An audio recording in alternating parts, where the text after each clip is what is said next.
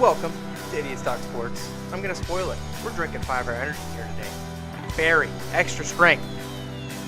Look for that sponsorship. Where today we are discussing the state of the Detroit Red Wings, one of the oldest teams in the league, 25 straight years in the playoffs. We're going to be breaking down their season stats, prospect pools, free agents, and where we think this team will end up next season. I'm your host, Keegan. I'm joined by Eric. Let's hop right into it. Bad contracts seems to be the name of the game for the Detroit Red Wings. Zetterberg, $6 million until he's 40 years old. Right. Well, and Zetterberg was their second point leader last season with 56. And he's 37. 37 years old. You know, and I think that was a 7 or 8 year contract when it was signed. Mm-hmm. And I mean, it's one of those things. Respectable at the time. It's one of those things. When it was signed, is he worth a little more than 6? Yes. Now, is he worth 6? Maybe not. Will he be worth 6 next year? For sure not. Is he going to be worth 6 a year after that? No. And I don't know that he finishes out his NHL contract. I don't know that he can keep up with the speed of the league today. I mean, he looked pretty good last season. You know, watching yet. A few of their games, and he didn't look bad out there. He's so smart on the ice. Yeah, and I'm sure he's a great leader. Oh, for sure. And there's something, and that's the thing. You know, we're not. You can't just be a stat guy here and say, well, he's not cutting at 50 points. You know, at $6 million, he's not cutting it.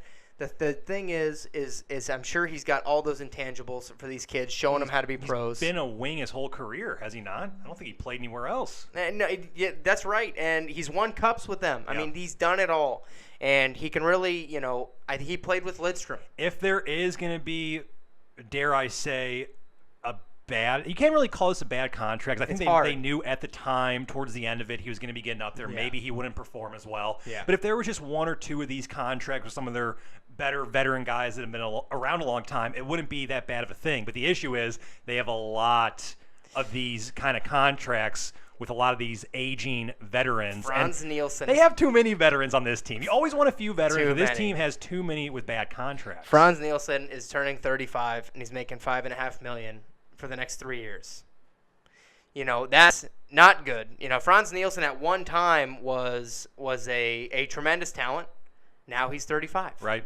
You know, and it's so interesting to say that because, you know, 15, 20 years ago, the NHL, you didn't make it until you were 28, 29, 30, right. And then you played until you were 45, you know. It's not like that anymore. Now, at 35, you're getting pushed out by these 21, 22-year-old kids in their athletic primes. The game has gotten so much faster, and when you're 35, you just can't keep up as well. I don't care who you are. Right, and that's not to say that there's no 35-year-olds that can play, because you've got guys like Henrik Zetterberg, who's still – I don't think he looks out of place. No. He doesn't look as fast, but with his smarts, with his intelligence – you know, he's able to stay in that play. I don't think Nielsen's not on that level, and he's making almost the same amount of money until he's the same age.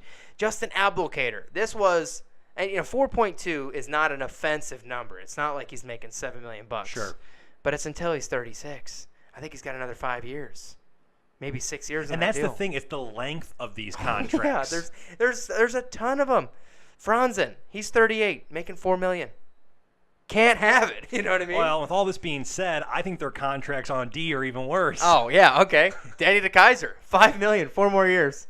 They owe him $20 million. Is he a number 1 D-man on any team in the league? Is he a number 3 D-man on any team in the league? Is he a number 5 on any team in the league? I mean, let's tell you, you know, I'm saying this as a guy who eats potato chips, but it's tough to see that guy making $5 million. Erickson, $4.2 million. You know, Cronwall is up. Thank the hockey cap gods that Cronwall is up at the end of this year, but he's 38. But this is my other contract where I don't think it's that bad. If all you had was Zetterberg and Cronwall, that were on the backside of these contracts, I think those are 2 guys that deserve it. And a Franzen who was there sure. when they, you know, if you only had those 3 guys signed to pretty crummy deals, it's not that bad. It's not that bad for your team. You've got so many guys. Their defense, the average age is 32 years old. Right. Trevor Daley, 34. You know, I don't. Again, we're not saying that 35-year-olds are irrelevant in this league. Well, the average age in the league is 27. I think a little bit below 27. That's 5 years older than the average. That's too old. And that's back there on the blue line where you need some of that quick-footedness and some of that speed to keep up with these McDavids, these Barzals, these Johnny Gaudreaus. You have to be light of foot. And when you only have Mike Green who can really – and when Mike Green is the guy who's wheeling on your blue line, that's Mike Green was never known for his speed. He's got a great shot. He can quarterback the power play. And because of that, they signed him to another couple years. But Mike Green hasn't looked like the Mike Green in Washington. He hasn't looked like that number one power play guy. And it's probably tough when you're out there playing with a bunch of, geriatrics at 35. But, honest to goodness, though, you've got Philip Zadina. That was one of the most stunning stories of the draft this year. Philip Zadina got to go 3. Has to go number 3. Maybe even number 2. Yeah. Doesn't. Montreal says, no, we're going to take that Kakaniemi kid who's not ready for 5 years. We're going to take him. No problem. Zadina slips and then slips and then and then Coyotes take Barrett Hayton. I am tuning into that. As a bandwagon Arizona Coyotes fan, that better have been the right call. Because I don't know how. I mean, they printed his name on that sweater. Zadina just looks so scary in development camp. In dev camp, that kid was. I mean, I don't know who the goalie. We saw one clip. He's shooting on a goalie. I think he scored on him like 5 of 5 times. Yeah. And those guys, they don't do that even to those goalies. The Brady Tkachuk is gonna wing 4 high. Hit a post twice. If there's something to be excited about if you're a Detroit fan, it's this kid. That's what we're basically trying to say. And he's angry. Yeah. He's angry. He's playing with a chip on his shoulder. He seems to be in development camp. We'll see if that translates over when he plays his first game in the NHL, which you got to believe he's going to start the first game. Yeah. You have to. You have to this year. You have to give him a chance. It's so funny. We haven't seen him play a game. But we're like, get in there and watch the kid, He looks like, a real generational talent. What does this team need? Goal scoring. Yeah. They were 28th in the league for goals for, even strength, with 217. That's got to be better. It has to. The top teams are near 300. It's really when you've got a kid like Larkin, who's good, a good 50, 60-point guy. You've got Mantha, big power forward. Athanasiou, incredibly fast. You have those 3 kind of bright spots, but that's not enough. We talked about the Islanders last time around. They have such a dynamic and spread out offensive attack. What did their point leader have in terms of points this year? Did Larkin lead the team? Well, it was Dylan Larkin with 63 points, but only 16 goals. I mean, and 63 points. And honestly, I'm one of these guys. I think any secondary assist given at home is probably trash. It's probably Mantha had 24 goals. And Mantha in 80 games. He seems like a presence out there. He's a huge guy. The problem is with this team, you only had 2 players with more than 50 points. Nah. The New York Islanders had like 6. It's weak. It's not good enough. That's the thing. And not to compare them to New York. That's just the team we were just talking about before, Detroit. So that's why we're doing a little bit of comparison there. But yeah, Detroit only had 4 players with 40 or more points. So they're not scoring enough, and that's obvious. And we have to mention. You said this, that we knew this was coming. 25 straight years in the playoffs. It's like you've got to pay for that somehow. This has been an aging team for quite a few years now. The rebuild is vital for this organization, and it starts now. It has to. And honestly, their goaltending wasn't that bad. I think there were some complaints about goaltending last year, but, both Howard and Mrazek had identical save percentages at .910, which isn't bad. People like to point the finger, but it's certainly you can't win every game 1-0. You can't, you can't rely on your goalie. Basically, you have to get out there, score some goals. And Jimmy Howard at 34, aging again, old, but still looks good. Which still surprises me. I'm surprised he does not look 34 to me. He doesn't. And Jimmy Howard's been one of those guys. I think he's had a couple of off years, but he's been very consistent. Throughout his career. And Jonathan Bernier, I mean, they paid him $3 million. I think that's. I'm not a huge Bernier fan. I think he pulled the fleece over their eyes, and I think he's only 28. But Bernier lets in some of the worst goals I have ever seen, and does it consistently every year. He'll have a couple of really nice, good big saves, and then he lets in a goal from the red line.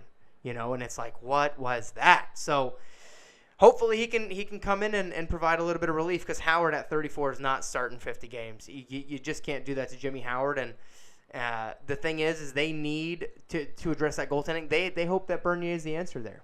So it's going to be an interesting time in Detroit. But like you said, the pain starts now. The rebuild starts now. Yeah, and you're not in terrible shape. You do have a couple of young. I mean, Zadina could possibly be a superstar. He's only 18. Right. Like I said, we're basing this off of his development camp short clips. A 30-second clip we saw one time. But he did look very dominant, good in there. And we've been watching some of these kids that were in the first round of the draft, and they just don't look up to it like he does. Right, and that's not to say that these kids aren't talented, but Zadina looks better than most of them. And he looks hungrier. Yeah. He might even look hungrier than Deline. I mean, he just looks like the hungriest kid in the draft.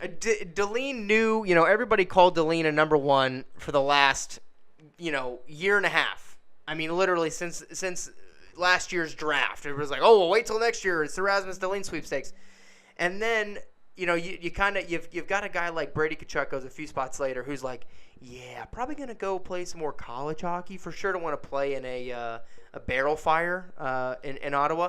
And then, you've got a kid in Zadina who wants to play. He's hungry to play now. He doesn't want to play later. Tkachuk, is super competitive, might start this year. But at the same time, he might say, nah, I don't want to join now. This was just such a huge pickup for Detroit. They stole him. Yeah. At 6, it was a steal, and he may be one of the best number 6 picks of all time. I mean, that's, this kid I've never seen him play. This kid could have the potential to come in alone and win you a few more games just from his goal scoring alone. For sure. And, with that said, they are a long way from the playoffs. Well, there's so many things they have to address, and it all, like you said, it all starts with the rebuilding process, which they knew was coming. Yeah. And this is a good time to do it. Absolutely. This is a really good time to do it for them. So I really think that this year's draft was a good example of how I think every year it's easy to get caught up in the draft and say this is an incredibly deep draft and one of the deepest, and all these great hockey players. But there really was a lot of good hockey players taken this last year, and that's good for the sport. Maybe next year is going to be that deep, and so if you're a Wings fan, you don't want your team to be competing for a playoff spot this year. You want them to finish in that bottom 10, that kind of bottom third. Sure. Let the young kids grow a little more. And with that said, with the young kids growing, they haven't signed Dylan Larkin yet. I mean, we're kind of circling back there a little bit, but Dylan Larkin is still a restricted free agent. What is he going for? Is he going for the bridge deal? He might be. I think that's the smart play. Gambling on himself, because if you're Detroit, ownership, you're not signing him to a 6x6. I don't think he can ask for a ton of money, because while he's had some good years, they're not superstar great. Years. And I mean, I do believe, we're talking all this smack about contracts. This is genuinely not to say that we know more than hockey GMs. So, I do believe the hockey GMs are pretty conscious of their decisions and of their contracts, and I'm sure they know. Okay, Applicator is not looking too hot. Sure. Yeah, we got a couple older guys making some money. Well, I think they just did what they had to do at the time. Right. And it's hard to say whenever you sign a long-term contract, it's always a risk. There's so much assumption. Yeah, it's you're paying a guy for what he is going to do. Sure. Or you're paying a guy for what he did, in which case it doesn't look good. And sometimes it comes back and it bites you a little bit, right, which is what we're seeing now. But like I said, I mean, this team looks like it's going to be fine. Zadina's going to hard to believe he's not going to do great things. And honestly, they've got the best arena in sports, and I think you don't see too many people at those games. They don't look sold out. They claim they're all sold out, and the people are out doing other things. I don't know if I buy that as much. I don't know, but I'm sure the rink is beautiful, and you've got a kid in Zadina. You've got a couple kids in Larkin, Mantha, Athanasiou that make you want to pay the price of admission. Still going to be fun to watch them. Still going to be fun to watch them. Again, they're an East Coast team, and I'm excited to see what Zadina does. And like you always point out, while it doesn't look like on paper this team has much of a shot to make the playoffs, with hockey, it's so competitive, it's so close, you never know. It is certainly always up in the air where a team's going to fall, but I don't see this team making the playoffs for another at least couple of years. But if Zadina comes in and scores a point per game, Who knows? And Bernier all of a sudden plays lights out. Yeah. I mean, but yeah, Bernier posts a 9:30, and I have to eat all my, I have to eat a jersey. The thing is, it's possible. Anything is possible in this league. It was kind of tough to find a lot of stuff on this team other than bad contracts, and we don't really want to pound those guys because honestly, they're professionals. They're playing at an incredible level. It's just maybe not what the league standard. I mean, Nathan McKinnon's making $6 million. Is Henrik Zetterberg as good as Nathan McKinnon? Is Franz Nielsen as good as Nathan McKinnon? Short answer is no, they're not. And maybe the Nathan McKinnon contract is a steal, which it is.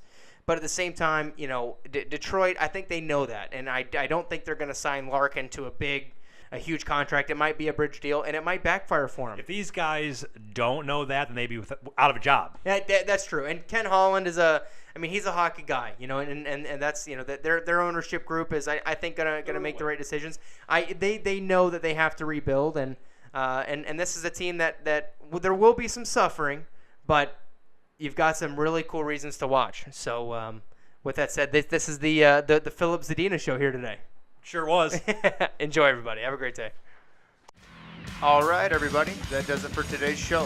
One last thank you to Ben Rosette for letting us use his music for our podcast. The full title for the songs used can be found in the description below. Thanks for tuning in, and you'll be hearing from us soon.